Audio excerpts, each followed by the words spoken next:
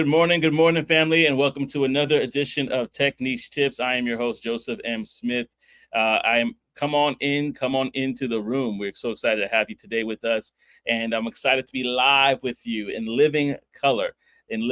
So what we're going to do, like we always would normally do, is we're going to do a roll call just to see who is in the building, and of course, check in. We got a lot to talk about today. About today before I bring on our amazing guests here. But go ahead, if you can, and go ahead and put yourself in there. But while you do that, I'm going to talk a little bit about some housekeeping stuff right now. As you normally would know, we definitely want to make sure that you're aware of everything we are offering here at Techniche Tips. So if you're on LinkedIn, thank you so much. IG, if you are tuning in there, great as well. Those that are tuning in on YouTube, you kind of have the front row seat. And I'm going to talk about that in a minute, right? But those that are tuning in on LinkedIn, go ahead, like, comment. Thank you so much. And if you find value in this, go ahead and share it with others. If you put up comments, I will definitely try to share it to the best of my ability. And if you have any questions, we'll have a Q&A section at the end. Now, for those on IG, I apologize. You're basically just viewing it. You won't be able to do any comments that I could put up on the screen or anything like that. But if you would like to do so, feel free to come on over to youtube.com/@technichetips. Again, that is youtube.com/@technichetips. And you could go ahead and be able to like, comment, and even subscribe to the channel there. Now, let me just add something else as well. If you're on YouTube, you have a very unique experience where if you basically we're having a conversation, and there is something a question that you have that you just can't wait for, a question that you just need to get answered ASAP, you could go ahead and be able to put in a super chat and your question will rise to the top. Now, I'm not asking for you to do that, but I'm just letting you know that is an option because I want to make sure that we have all of the options available to you. So again, that is youtube.com/@technichetips. That's youtube.com/@technichetips. Now, I also wanted to let you know that, as I mentioned before in the past, this is also available in podcast form. So basically what I've been doing for the past, let's say a couple months is basically getting all those nice older episodes on there so that if you missed anything in the past, you could always go back and listen to some great interviews. And so go ahead and listen to those conversations as well as even some of my commentary regarding my career in being in the tech industry. So go ahead and check that out and be able to say, hey, I was able to check those things out, and I think it was really good. And so I'm really excited to really have everybody on. So go ahead and put in the chat where you're tuning in from. If you're tuning in from wherever it may be, Los Angeles, wherever it may be, go ahead and put that in the comment section below because, like always, I would love to hear that. And so without further ado, though, I'm going to bring on our guest, Kanika. Kanika has been in the tech industry for a while as a tech leader. She is a global speaker, and she also is someone that really can provide value in not just helping you navigate your career, but really career branding and taking to the next level. So with that being said, I'm going to decrease so she can increase, and I'm going to bring on none other than Kanika. Hi, Kanika. How are you doing today? Hey, good morning. How you doing? I'm doing good. thought I put my AC on, but it's not really pumping as much as it used to. But it's all good. It's all good. Thank you so much for tuning in. What up, Mitch? Good morning. Good morning. Good morning. Good to have you on. Yeah, no, this is going to be a great show. And I'm so glad that you're here so you could talk a lot about your experiences, your story. And I know that a lot of people will be able to benefit from it. So, but first things first, I wanted to just to say, if you could start with who is Kanika right now? Because some people may be familiar with you, some people may not. So I would love to hear more about that.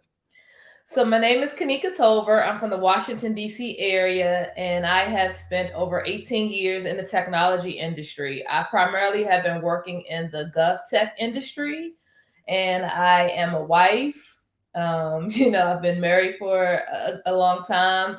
I'm a sneakerhead, and I'm a best-selling author of an amazing book called Career Rehab. So I really am super excited to kind of get into some of that content of what the book is about. But yeah, that's kind of what I've been doing, in tech. But I really have been really excited to talk to you more about my journey. I would love to get into my journey today. So let's definitely dive into that. Let's dive into your journey. So you said you grew up in the DMV area. Shout out to that. That's awesome. How was it growing up there? It was great. I was born in DC, but I was raised in Prince George's County, Maryland. So I went to school, public school education in Prince George's County. This is the city where everything happens as far as government and politics. But this is also a city that has its own little signature culture when it comes to food and music. We have go-go music. We have our own signature sauce called mumbo sauce. We have created this culture of wearing New Balances. That's like the thing that we're known for, as far as wearing like New Balance sneakers. So overall, like, it was really good just growing up in a city or a metropolitan area where there's like a lot of successful Black people all over the place, right? A lot of people moving and grooving with their careers, but also with their businesses as well. Oh, I love it. And I saw a comment here from PJ County. Shout out, Pretty shout out to Urban P. County is what we call it. Yeah, yeah. So the classics, the classics, bring it back. And I'm a big fan of mumbo sauce. I'm a big fan.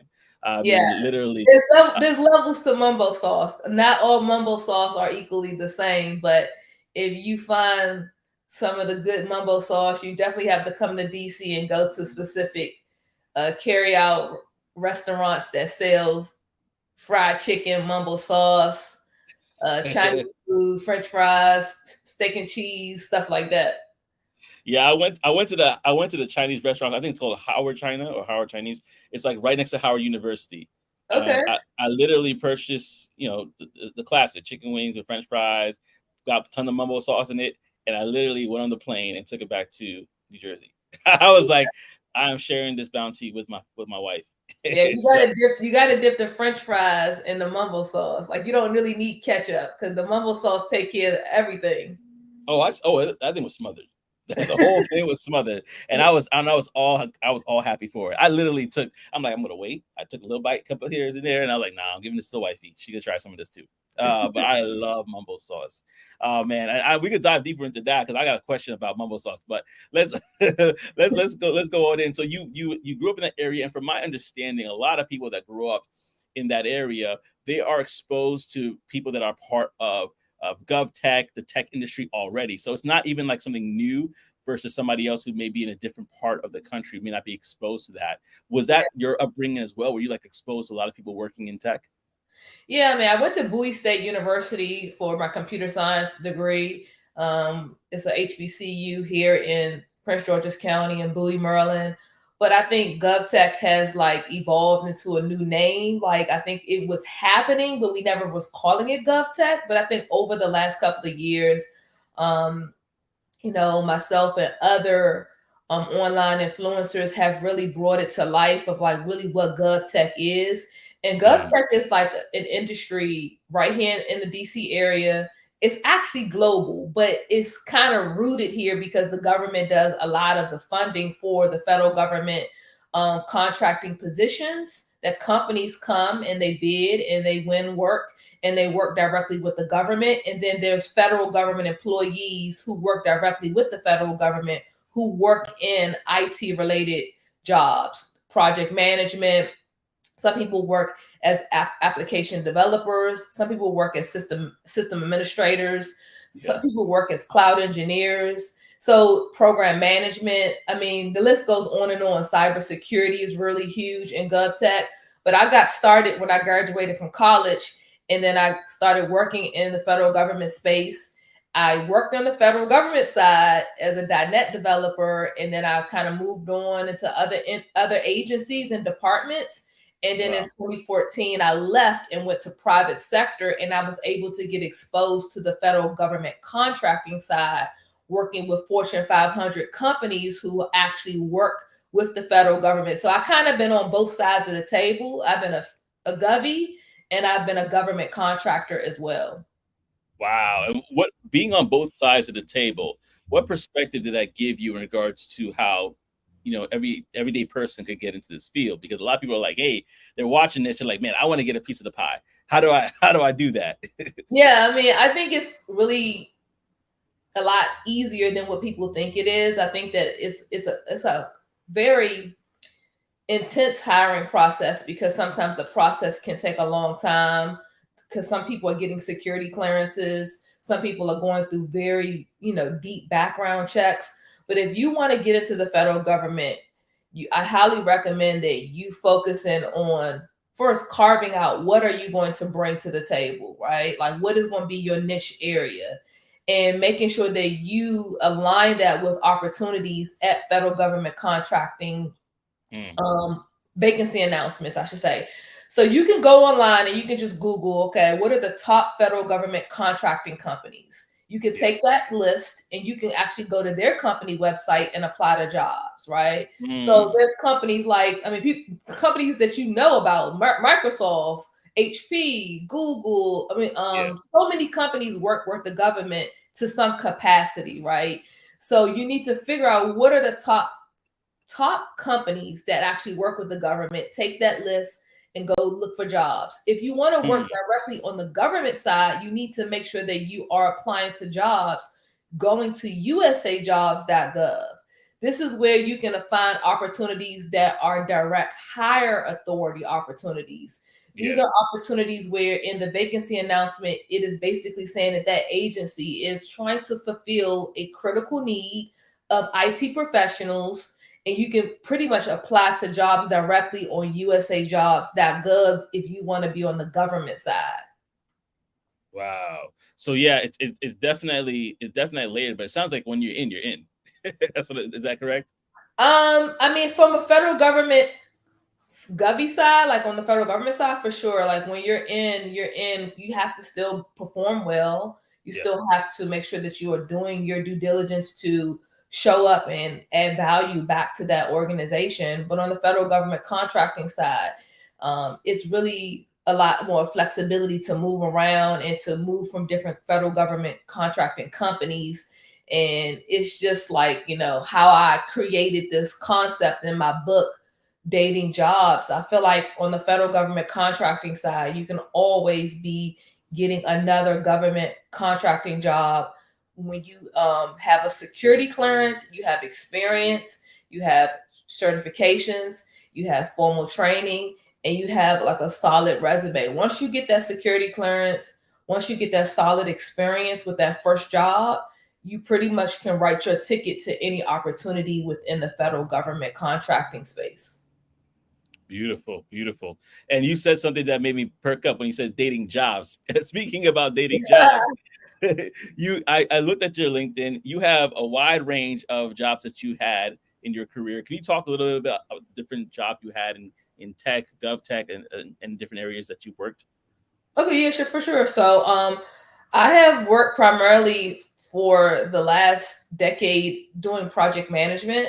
So a lot of my roles have, required me to be either a technical lead or a project manager. So I've worked leading projects with using low-code platforms like ServiceNow, building ServiceNow applications. So leading different software development teams to building, testing, and deploying ServiceNow applications.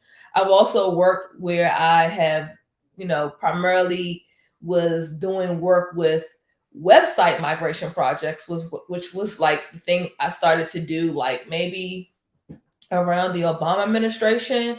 I worked with a lot of different agencies and organizations where they were migrating their websites to um, a new content management system like WordPress or Yeah. like Drupal, or maybe they were using Adobe Experience Manager. So those projects were really fun because it was like a lot of digital strategy involved in that. And, in the beginning of my career, I worked primarily as like doing development work. So I worked as a SaaS developer and a .NET developer. And then I kind of, decided that coding isn't my thing. And then project management is kind of where I have been for majority of my career. But I manage different types of software development projects, from web development to traditional software, into different cloud migration projects. Yeah, and I saw Scrum Master in there. So managing projects, that has been your bread and butter. We're definitely going to go into the career rehab after this. And please, y'all, remember, this is a Q&A section following this. So if you have any questions, go ahead and post it. If you're on LinkedIn and on YouTube, we'll see it and we'll put it on the screen. And if you want to just skip the line, you could go ahead and do a super chat on YouTube if you just want to skip the line and get your questions asked by Kanika. So with that being said, with all the different roles that you have a good understanding of the person that would be doing a great job in this role. So I wanted to ask you, what is a type of person that would be a good fit to be a product manager or project manager? I think a good person for project management is a natural born leader, someone that is really interested in leading teams to success. I think it takes a well organized person, someone that can kind of like see the vision, see the roadmap, and see the forest from the trees, and be able to really understand strategy and what makes sense for the team, what makes sense for the end user or the customer. Yeah. Because you're working and you are facilitating conversations and communication and information to multiple different audiences. So you may be working sometimes directly with upper management. Then there's times you're working with the technical team, the developers. And then there's times that you are working with the actual end user, the person that's actually going to be using the application or using the website or using the system. So you have to be able to be an active listener and be able to take that information and be able to take it back to your team to make them understand why it's important for us to develop a certain product feature for this end user or for this customer. And then you also have to, listen to management, and they have different things that they want you to do from a budgetary perspective, from a timeline perspective, right? So it's important that you be able to listen to different people at the same time, be able to like channel that information into a way that makes sense for the team and for the project. Yeah, I totally agree. And now it's going to be a time we talk about that wonderful book called Career Rehab. And I wanted to kind of ask you, because it says rebuild your personal brand and rethink the way you work. What was that moment where you had to rebuild your personal brand and rethink the way that you work that spurred this book into existence? Yeah, so I mean, this book, Career Rehab, it came into existence because I actually had to rebuild my personal brand when I left the federal government to go work in private sector for as a federal government senior consultant. So I was working my good government job. This was probably maybe 9 years ago. And I said, I want to leave my government job and I want to go ahead and move into private sector because I felt like I wasn't working on innovative projects. I felt like that I was outgrowing my role. I wanted to spread my wings and to work with bigger global companies so I could look at technology from a global perspective. So I checked myself into career rehab. I started to study a lot of personal branding books. I started to work on the skill sets that I did not have, and I started to bridge those knowledge gaps. I wrote my resume over during the Christmas holiday, put it up online before I even could return back to work after the holiday season. I was getting recruiters from companies like Deloitte, Booz Allen Hamilton, and other Fortune 500 consulting companies were reaching out to me, wanting me to interview with them. So before that time, I took about 4 to 6 months to really work on the things that I didn't have knowledge about, like Agile, like Scrum framework, because I was using waterfall methodology. And I started to also take more certification exams and take more online courses. And that was the time where I left my job and I went to work for several different private sector companies. And that's how Career Rehab was birthed. Wow. So so let me ask you this, because I'm talking and I'm thinking as a person who is just kind of looking from the outside in and saying, well, how difficult is it normally to transfer from, working for GovTech to the private sector? Is it normally a very difficult transition, or can they just look at your resume and say, hey, you did all this stuff, you're good? Can you talk a little bit more about that? Well, I was going to say that I think that people don't understand that when I say private sector, I'm saying that these are private sector companies who actually still work with the federal government. So when you work for the federal government, you work for Department X, right? So when you work for private sector in GovTech, you are an employee of, we can just use any company. We can use Raytheon, we can use Northrop Grumman, we can use any of these companies. These companies are private sector companies. You are employed by them. They are winning government contracts. When they win a government contract, now your customer, which may have been your old employer, maybe, is now somebody that you're reporting to as a client. So GovTech encompasses working directly for private sector, but your customer and your clients are federal government agencies. It's easy for me to do it because they already saw the connection between what I'd already knew from working with the federal government as a federal government employee. Okay, gotcha. Okay, good. I think that provides context as well. I know you said you worked on both sides of the table, but sometimes you don't realize the difficulty that it can be, and so that definitely adds tremendous value to this book. And so, if somebody was interested in basically rehabbing their career, where would they start? I mean, the first thing is that you have to look deep within yourself, and you have to really, do some self-reflection. In the book, I talk about how we have to do a career rehab diagnosis, right? We have to go in and diagnose ourselves and figure out, like, what do we want to do? What are the things that we don't know? And we have to figure out where are we trying to go, right? So a lot of times people want to do a transition, a career pivot, but they haven't took the time to really say, okay, this is the role that I want.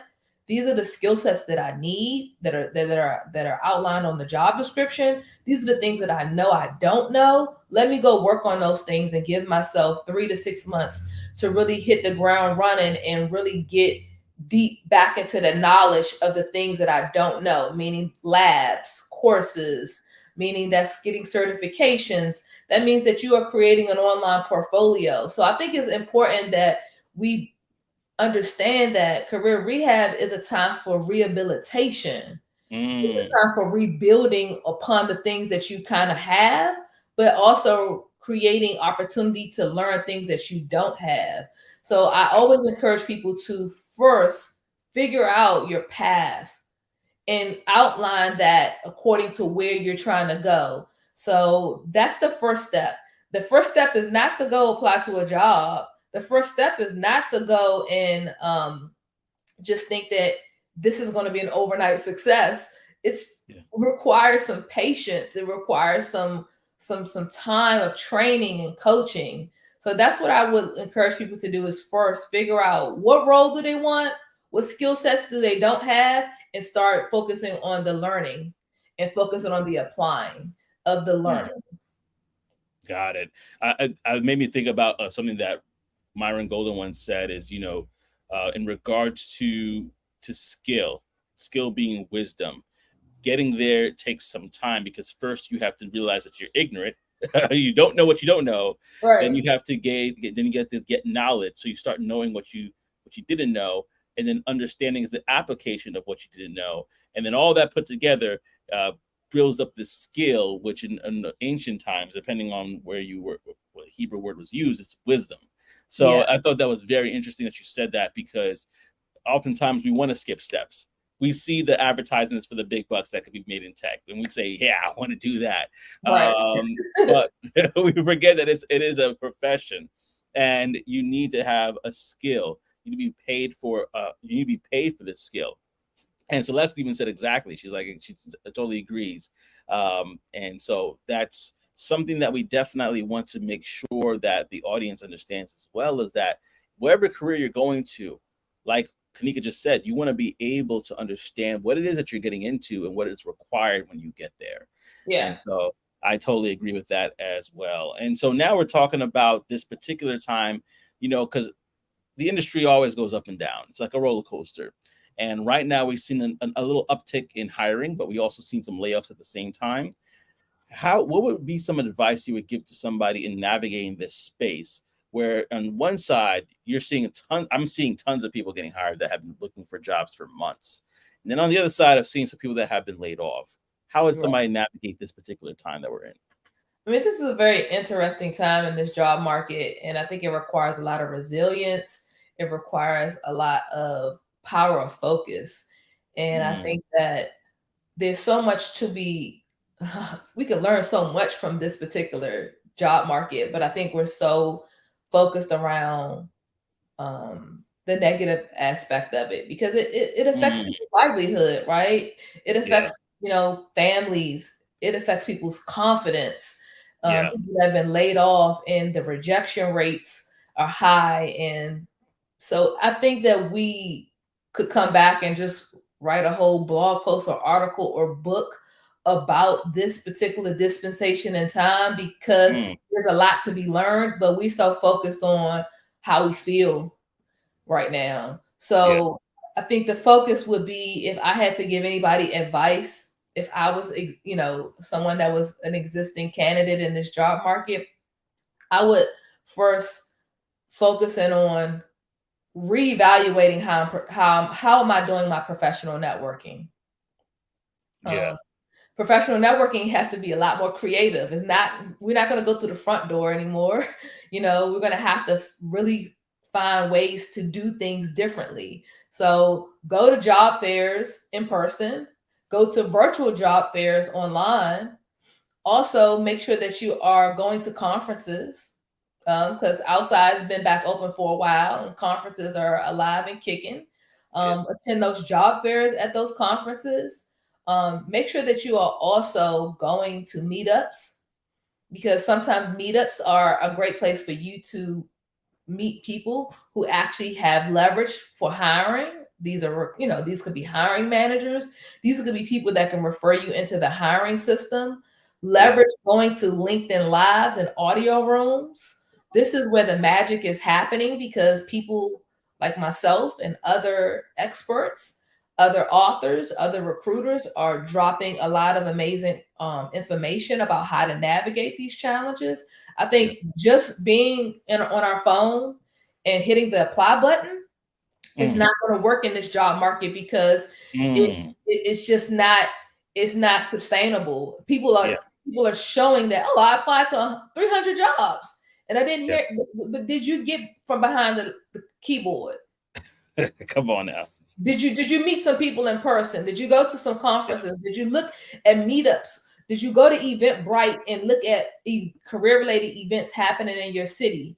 Mm, Create a new network. So yeah, that's what I think professional networking needs to be revamped. It needs a facelift. The second yeah. thing is that I think that people are going to have to make sure that they are um, showing people what they're doing beyond a LinkedIn profile and a resume. Mm, Everybody got one.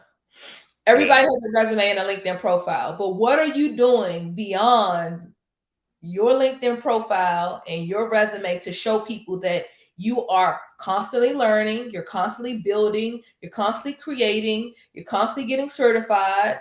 You know, we need to be sharing our career story and our journey constantly on a regular basis through social. Yeah. Wow. And the thing about it is that we tend to be private about those things.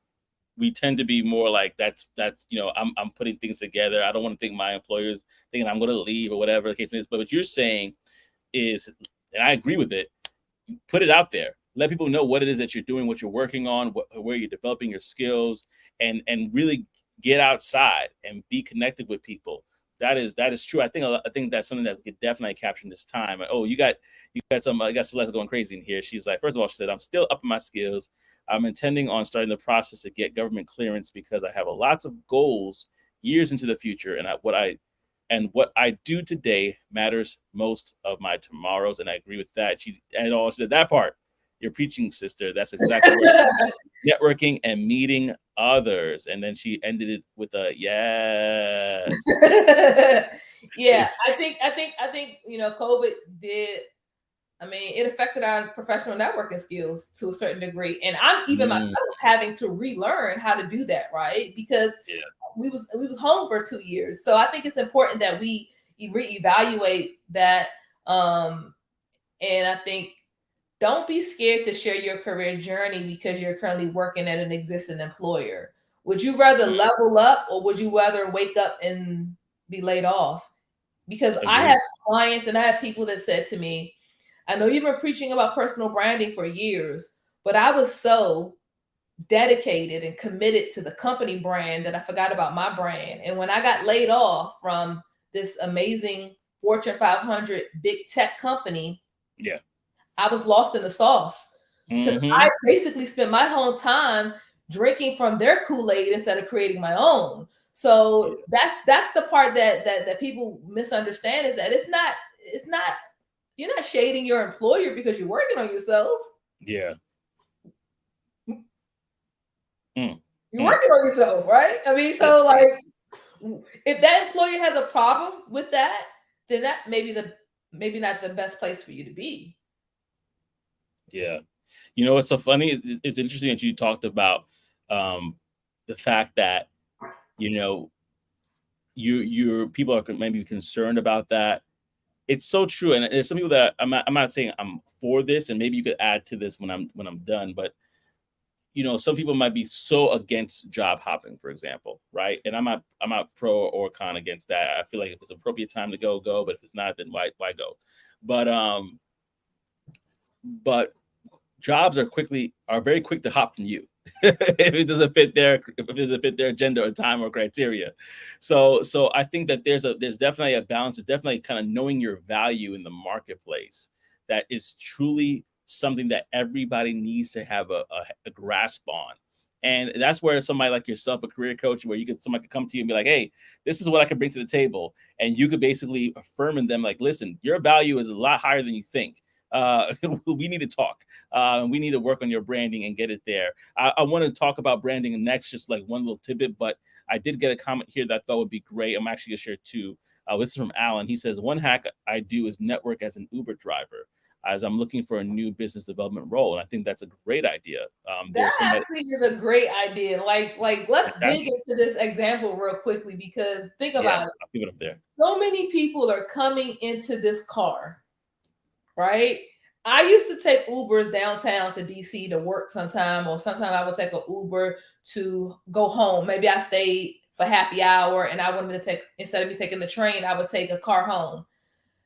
I would talk about what I did in the car with the driver. They would ask me for a business card, right? Or they would say, do you do coaching?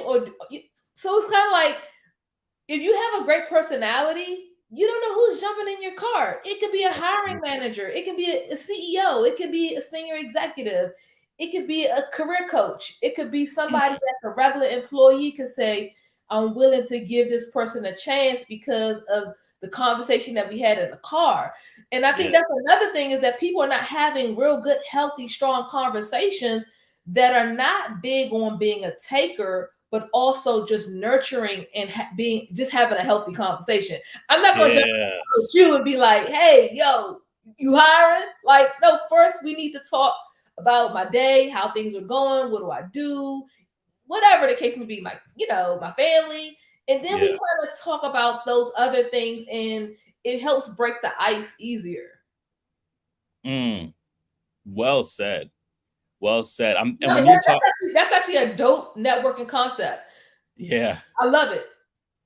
that got me thinking maybe I should do Uber on the side too. Just I got a lot going on, but maybe I'm thinking about maybe that'd be a nice an idea to do, because like you're totally right. You're meeting people. The people have to go on airport runs, and oftentimes you never know who's in the car with you, and you can strike up a conversation. And now you're talking to your potential either employer or just a friend.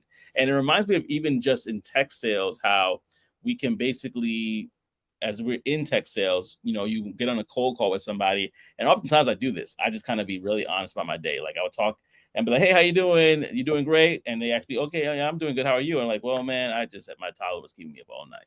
And we just have a very transparent conversation before we even get to what like to call dessert, and Yep. try to close them on a demo book. It works every time. It works every time. I always tell people that you want to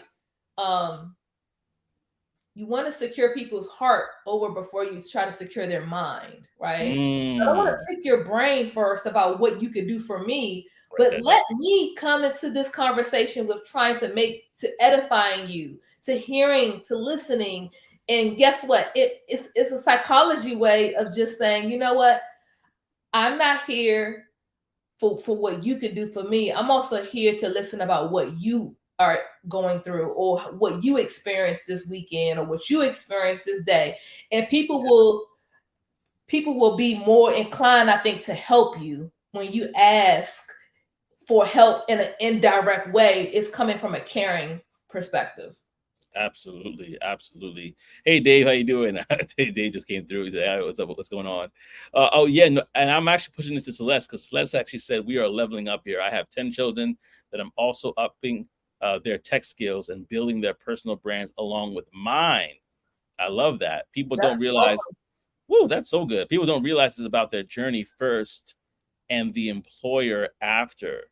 And she says, yes, Yeah. yes, Yes, yes. it is. It is. It's not completely about the employer. Yeah. But we've been conditioned. That's why in my book I talk about how you have to shift your mindset from being a brand, from being an employee to being a brand. And because Yeah. we focus so much on the employer, we think it's all about, oh, the employer. The employer doesn't technically completely care about you.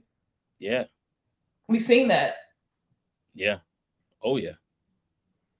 Oh yeah. And when you said that, I was thinking about somebody right now that literally just did all of the prerequisites that they needed to get a promotion and was literally let go the next day.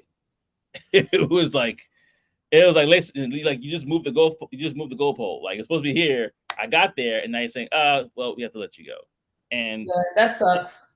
yeah, But and the that's thing is that the prerequisites, whatever prerequisites he was doing for the employer, he's technically doing it for himself. And he didn't even know it. He was doing it for his resume. He was doing it for his LinkedIn profile. So everything that you're doing for the employer, you're not doing it for them. You're doing it to basically get a check every 2 weeks, but you're doing it to amplify your personal brand for everything that you're trying to do for the next role, for the next employer.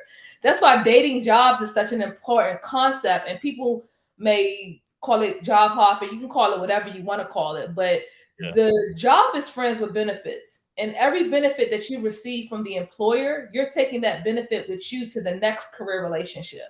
So whether they are paying for training, whether they are sending you to a conference, whether they are giving you a new project with more responsibility, you're doing that every 2 weeks to get your paycheck, but you ideally are doing it for yourself. You're taking everything that you have learned from that project, from that certification, from that conference that you went to. You're taking that with you.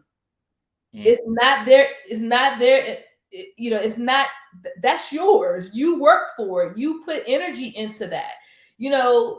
Their intellectual property. Of course, you're not taking that with you, but you're taking the experience. You're taking the education. You're taking the expertise with you to be able to get into another career relationship that could offer you some more benefits. Listen, y'all need to get this book now. Y'all need to get this book because y'all gotta. What y'all gotta do is, I mean, her LinkedIn and everything's below. Y'all gotta run and go to her LinkedIn and ask her questions that are gonna be in this book. She's gonna then say, "I can answer it. I can have a consultation for you, which is great, but get this book, get a consultation, get it all right now because you can get the book on Amazon.com, and everything that we're discussing in even more detail is outlined in this book. This book is actually great for people who are in this existing job market or people who have a job, but they just ready to go to the next level with their personal brand. Nice. And so if you didn't miss it, it's in the comment section, LinkedIn. So go to the comment section and get it.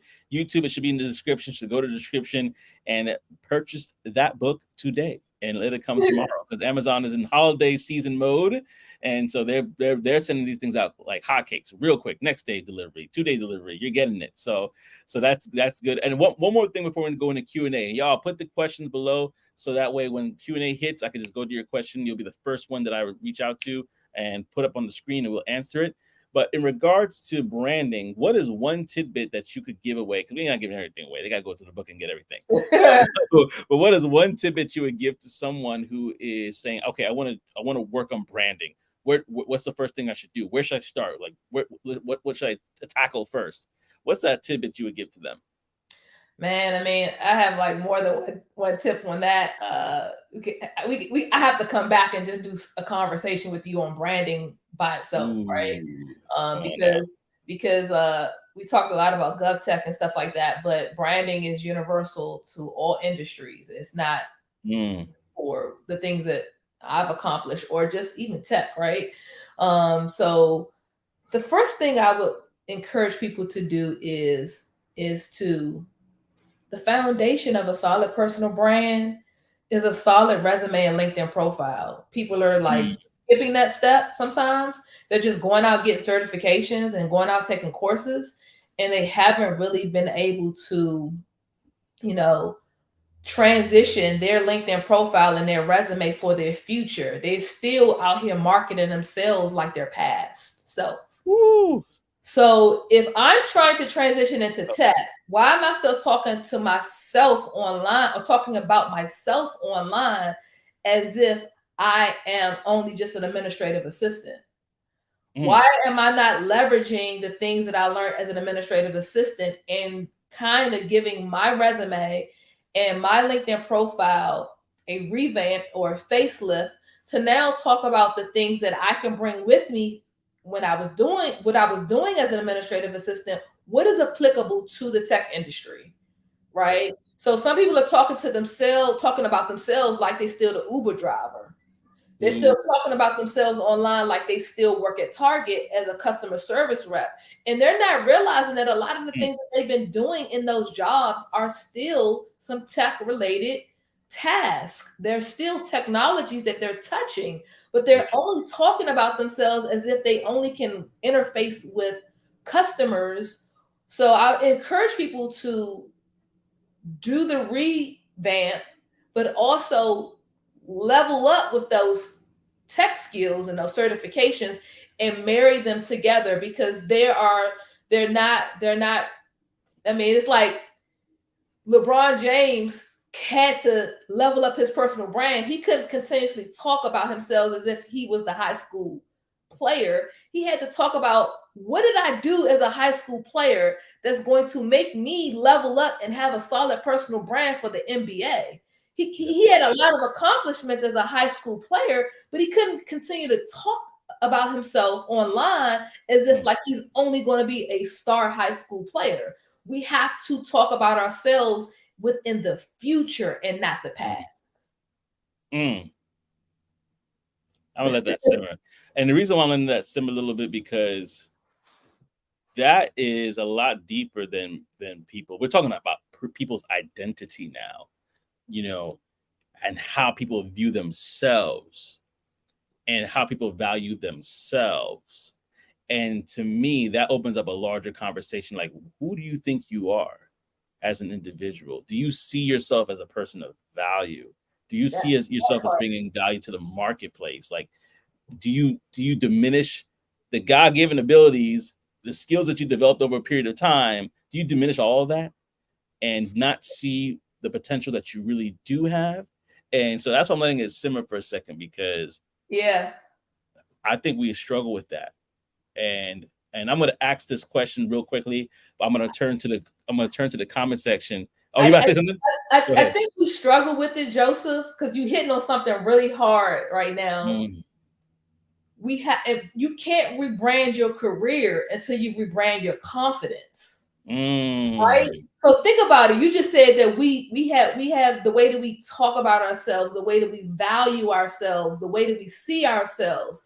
And I feel like this is something that I've been wanting to talk about, and I know that I should talk about it, and I would love to come back on your show and talk about it even more. Rebranding your mindset and your confidence needs to take place before you start executing the idea of rebranding your career. Because if your mind is telling you you can't do it, you're not going to be able to do it. If your mind is telling you you're not smart enough to transition into a career, you're not going to feel confident in executing your studying or taking an exam, and you're going to be scared to fail. And then when you fail, you're going to say, oh, I can't do it anymore. So I think it's important that we transition into any new career or any new role. We have to do mindset resets. Yes. That's the key. That's the missing key. But everybody wants to talk about, oh, I gotta land a 6-figure job, or oh, I gotta kill my job interview skills. What's stopping you from interviewing well is not that you're probably not knowledgeable about your resume or knowledgeable about your experience. You got a confidence problem. Come on. You got a confidence problem. You can't show up for yourself because you need to work on making sure that you talk to yourself in a different way.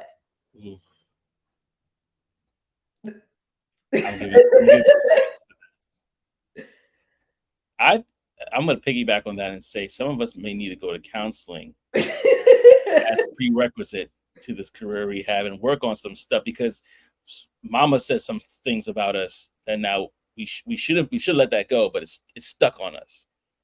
Daddy may have said some things, cousin, grandma, it doesn't matter. Teachers may have said some things. Your last employer, your manager. Yes. Your last coworker that backstabbed you may have said some things that shot you. Like, there's so many different. This could go in so many different areas of deep work that needs to be done.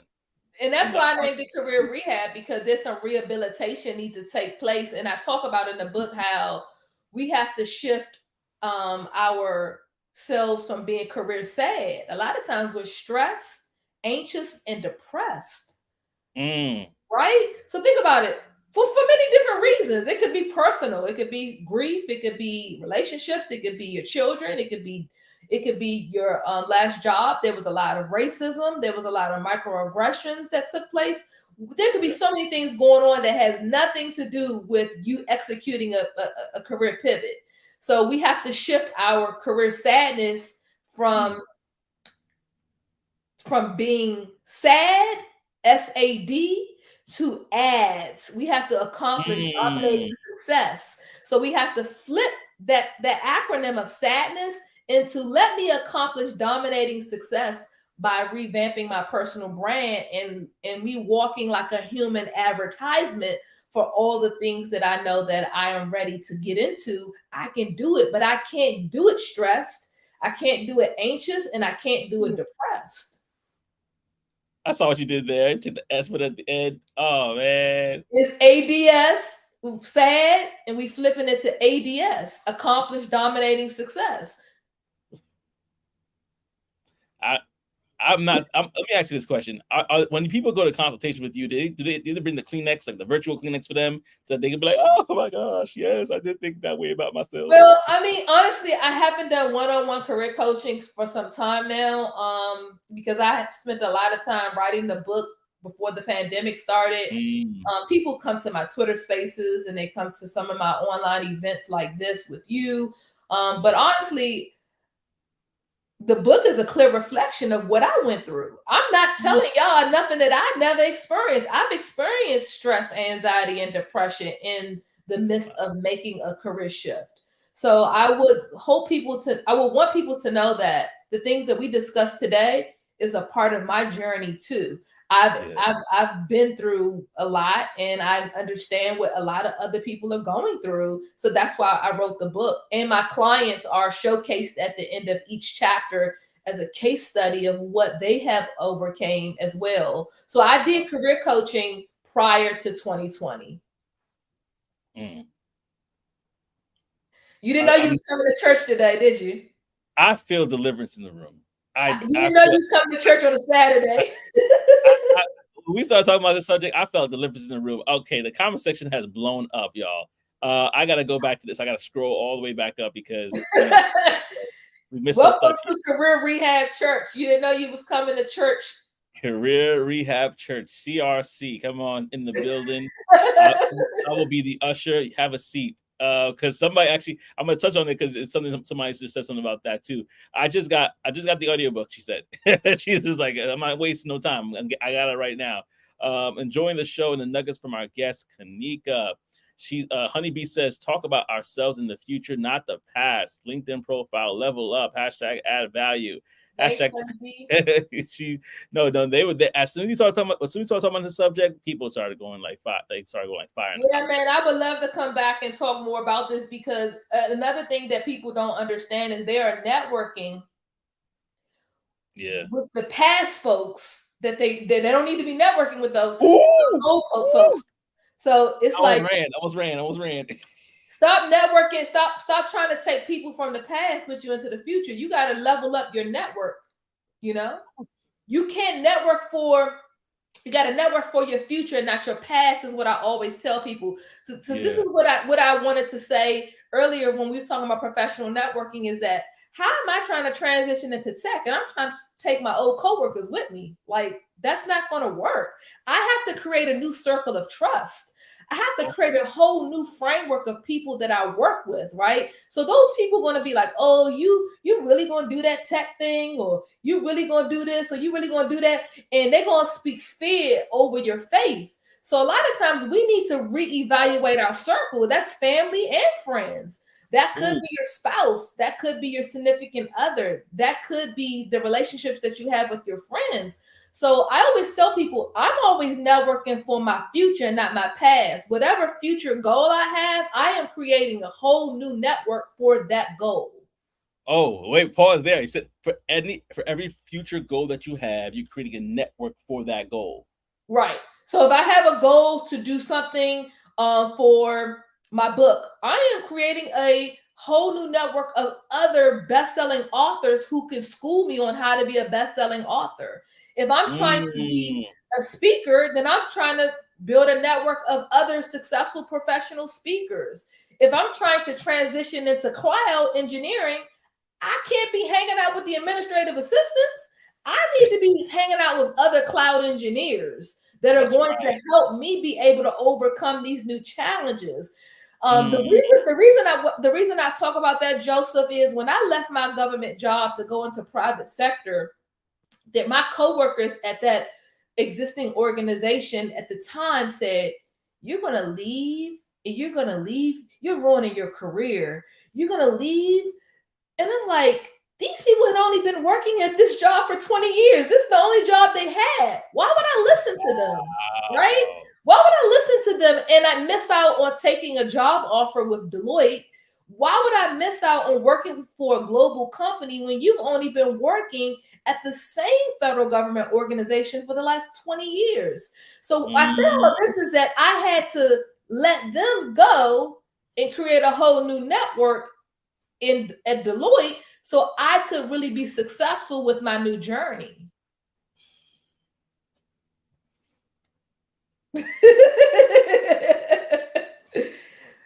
You know what's so funny?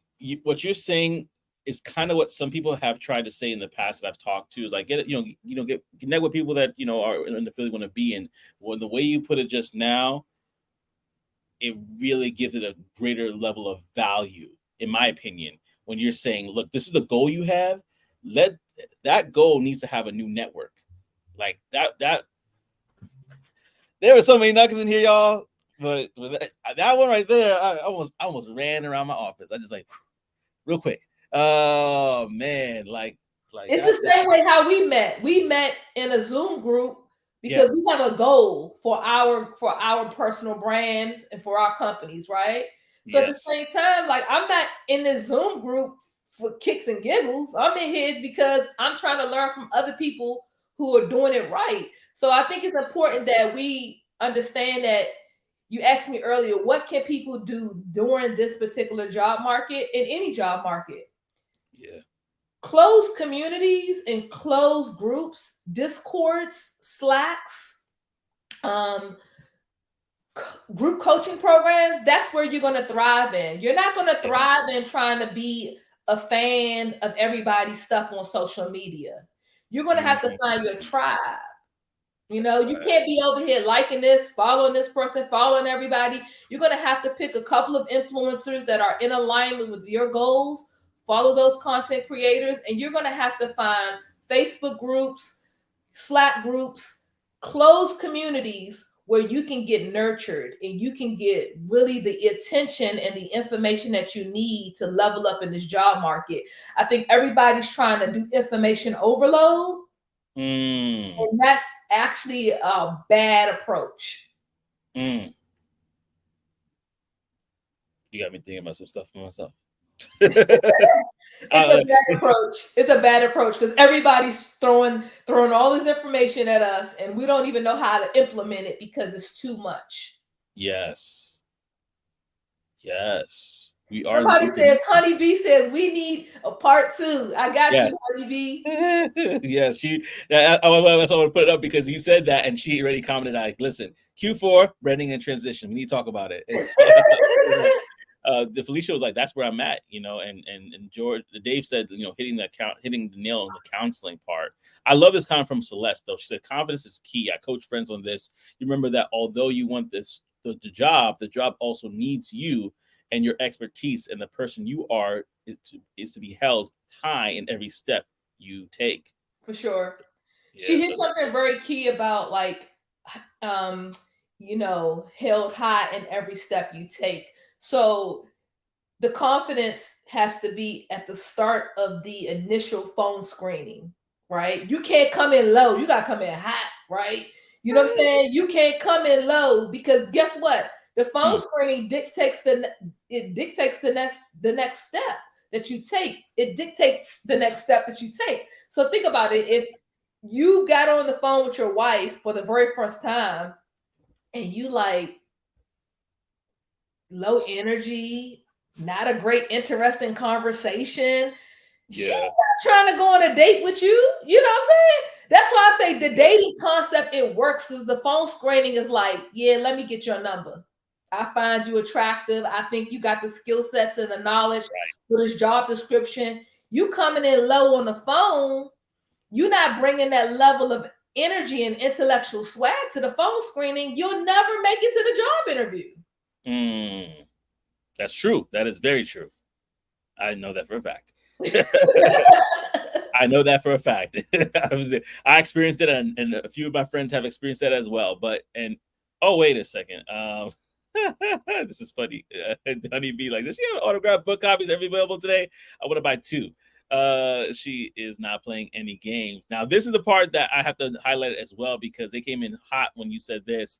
Come on, ADS ads, and Honeybee broke that down as accomplishing dominating success. Right? Yes. We are shifting negative talk of ourselves, and we're shifting it to positive talk. Right? Yes. I always tell people we have to turn our anxiety into accomplishments. So that's why the A is accomplished, right? So we shifted the A from being anxious to feeling accomplished, right? Because I have anxiety, and I know a lot of people who have anxiety, but my anxiety, it lowers when I feel like I am doing something that is pushing me in the right direction for my goal. Yes. You can't stay in the anxiety. Yes. Beautiful. Wonderfully said. We're kind of in the Q&A section right now. I just realized that. We're in the comment section of people just giving their thoughts, but it's really an opportunity for you to share what you're sharing, Kanika. So please continue preaching. Value is knowing who you are and what you've achieved, and conveying the tangible results and impact and intangible mindset, personality, point of view, drive. Yeah, value. Value is value. That's right. And then Dave said, let us know, Kanika, self-deprecating people talking down on a dream or vision you have are draining. Yes, change your network, because your Yeah. network determines your net worth. We see eye to eye with that. That's exactly my thought process. I network with people for every aspect of life of what I'm focused on leveling up. I'm loving the CRC. That might be your Facebook group if you don't have it already. Like, you have to create, Kanika. You have to create that. The Yeah, I CRC. mean, I always talk about, like, I grew up in church my Yeah. whole life. So, like, in DC, I used to go to a Baptist church. So I just always, when I speak to people, I always want to feel like, they're getting information, but they feel like they're also feeling inspired and entertained and educated enough to execute. That's the same Yes. when you feel at church, a good church or a good message. You feel like, ooh, that was good. So I hope today I was able to bless a couple of people's, careers with a different perspective. Because really, career rehab is looking at things from a different lens, right? There's a lot of great career coaches and career related authors, but career rehab was really written to give people a different way to look at career development, because career development, let's be honest, is not the most entertaining topic, right? But Mm-hmm. I tried to bring my secret sauce, and I tried to add value back to current frameworks that exist, but kind of talk about it in a new and refreshing way. Mm. Beautifully said. Man, honeybee is hilarious. She's like, Kanika's taken us to the church indeed today, and we are here for it all. I Oh just yeah, ask that everyone just pass the collection plate around and just purchase career rehab and leave me a great review. That's all I ask. I'm just the usher here. The link is in the description below. Go ahead and click. Go ahead and click. Like Myron Golden said, where your attention is, your intention will follow. Your For intention sure, will for sure, follow. for sure. Beautiful, beautiful, beautiful. So here's what I'm gonna do. I want to be very mindful of your time. You got stuff going on as well. We're gonna probably wrap it up here, and what we're gonna do is we're gonna have to do a part two. We're gonna have to do a part two. And like I think Honey said it well. Branding and transition. That might be the name of it, because branding, like you said, that thing is a beast of its own, and whew, that and man, that's a beast It's of its one of own. my favorite topics. So, like I said, I would love to definitely come back and talk Yeah. about it. I appreciate you inviting me this amazing Saturday to come speak to you and your amazing audience. I'm so I had a great time. Oh, thank you so much. And before we wrap it up, I have two more comments for you. Celeste says, I'll definitely be reviewing your book on my YouTube channel, and she'll be sharing it with her audience as well. And Awesome. lastly, I have brother Scott. Brother Scott been riding with me for a while, right? And he's like, man, you have outdid yourself with this one. She is a gem assassin. There has Ah, never heard that one before.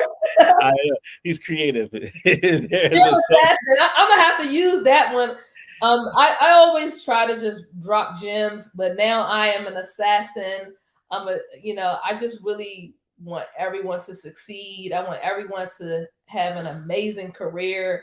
And I just want people to feel my energy and my information. So feel free to follow me on all social media platforms. I'm on YouTube, I'm on Twitter at Kanika Tolver, I'm on LinkedIn. And you yeah. can follow me on Instagram. And I drop 1 or 2 videos per week.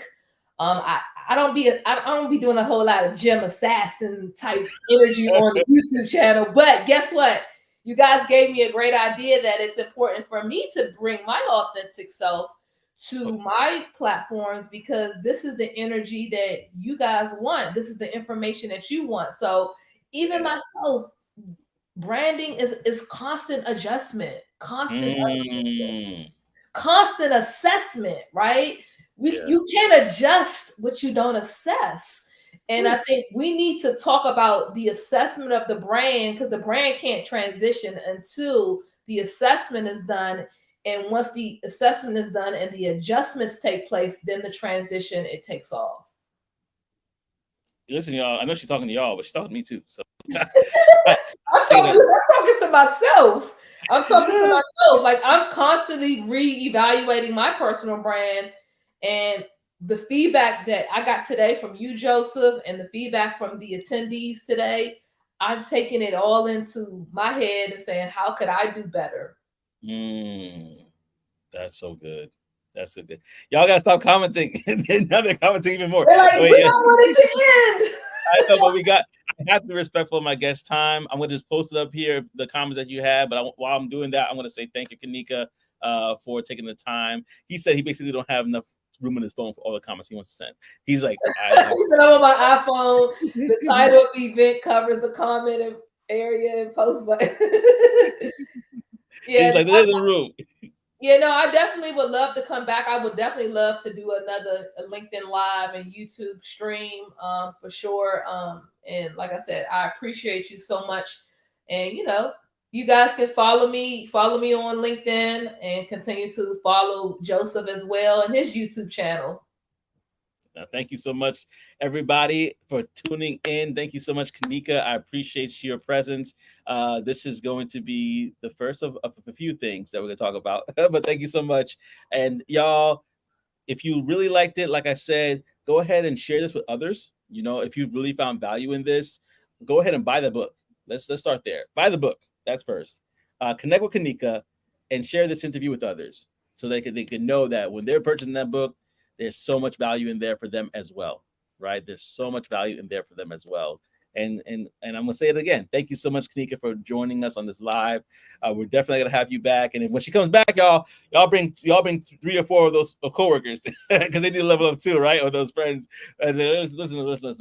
You want to get on my level? Watch this. And come back with a crew, right?